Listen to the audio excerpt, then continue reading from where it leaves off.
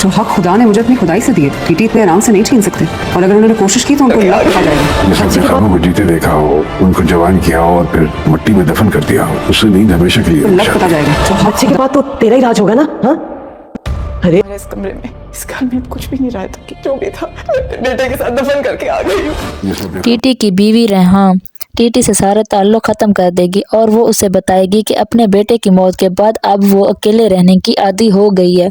अब इस कमरे में और उसकी ज़िंदगी में टीटी की कोई जगह नहीं।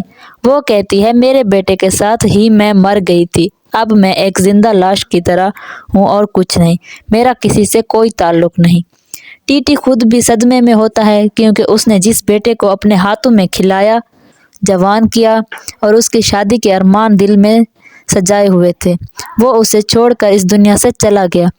दूसरी तरफ मासूमा को भी अभी तक उम्मीद होती है कि टीटी उसकी तरफ वापस लौट आएगा। उसकी माँ उसे तसल्लियाँ दे रही होती है कि वो टीटी के होने वाले वारिस की माँ है, जो अब टीटी की दौलत का इकलौता वारिस होगा। मगर मासूमा को इस बात की फिक्र है कि टीटी इससे जान ना छुड़ाए, और वो बोलती है अगर टीटी वापस ना आया तो वो उसे नहीं छोड़ेगी। मासूमा एक नंबर की लालची और पागल औरत है, वो कुछ भी कर सकती है टीटी के साथ, लेकिन टीटी को मासूमा में कोई इंटरेस्ट नहीं रहा।